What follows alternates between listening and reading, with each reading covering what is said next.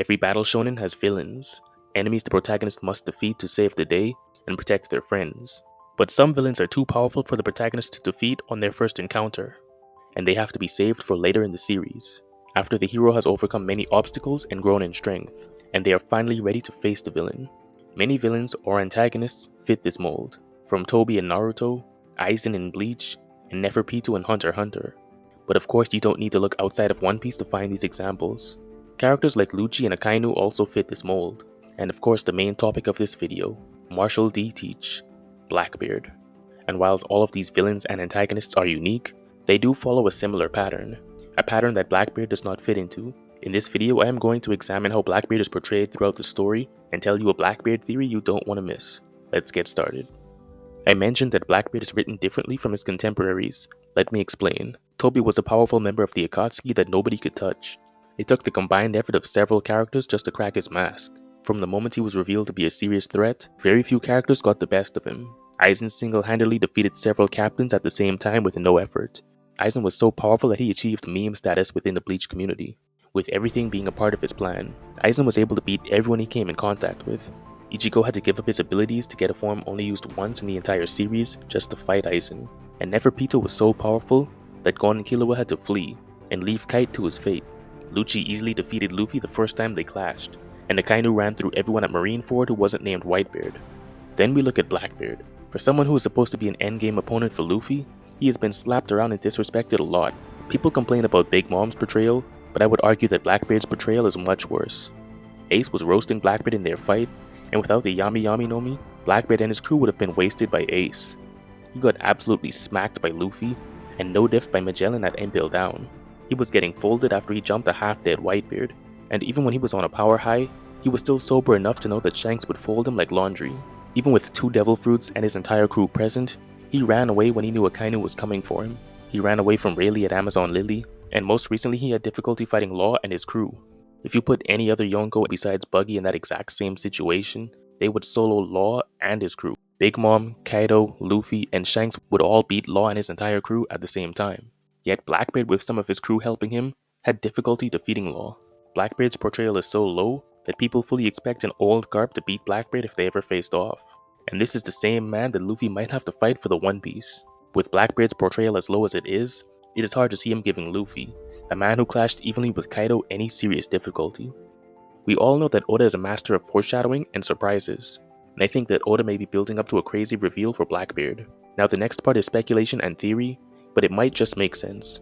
Now to start this theory, we need to look at one character first, Cavendish. Cavendish has the unique ability for Hakuba to take control of his body when he is asleep, enabling him to move at incredible speeds, and in general makes Cavendish much stronger. Now let's look at Blackbeard. When he was introduced at Jaya, Luffy and Zoro both commented on Blackbeard being not him, but they, and this sentence has been picked apart by the One Piece community for over 2 decades. We also know that Blackbeard does not sleep, and we know that Stussy is the first successful clone of Mads, meaning that there are other successful clones and failed clones. Now let's bring all of this together. I mentioned in a previous video that Blackbeard could potentially be a failed clone of Rocksteady Zebek. Now let's look at this from that perspective.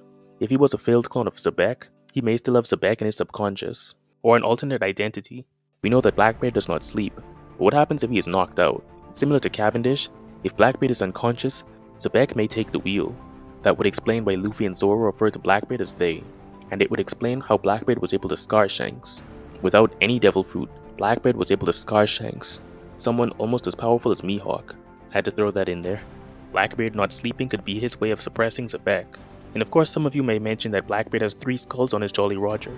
He may also have someone else as another identity, for a total of 3 different personalities. When we look at Imu's hit list, it all starts to make sense. Luffy is the second coming of Joy Boy, with the sun god Nikafruit at his disposal. Vivi is a part of the Nefertari family, a family that has opposed Imu in the past, and may pose a serious threat to Imu in the future.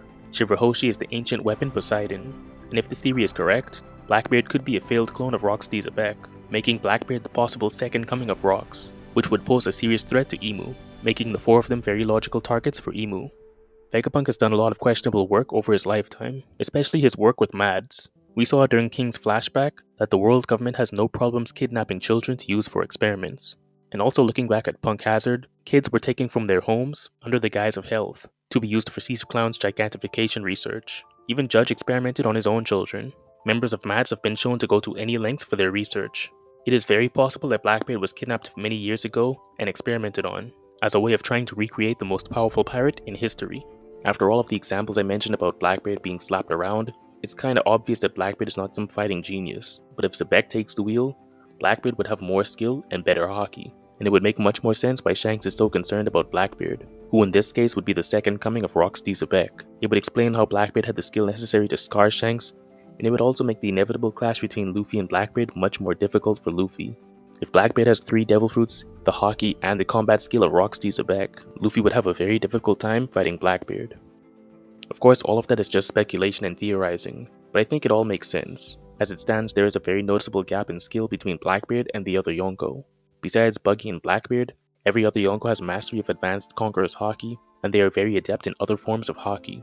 But Blackbeard on the other hand does not seem all that well versed in his overall hockey capabilities. Like it or not, Law and Kid are portrayed as equals, and when you look at Blackbeard's fight with Law, and Shanks' fight with Kid, it is clear that one is much stronger than the other. Blackbeard and Shanks are fated to clash in the future, and as of right now, it is hard to imagine any timeline where Shanks doesn't fold Blackbeard. But if this theory of mine is true, and Blackbeard does get the Devil Fruit I think he will undoubtedly beat Shanks.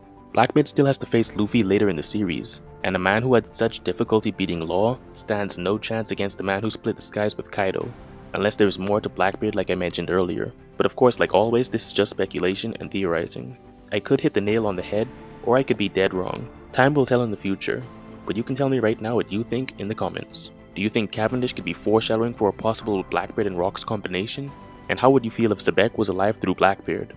If Sebek is alive through Blackbeard, would that make Blackbeard the strongest Yonko in your eyes, or not? And if you liked this video, you may like one of these videos as well. Leave a like if you enjoyed the video, or dislike if you didn't, and consider subscribing for more videos like this in the future. Thanks for watching.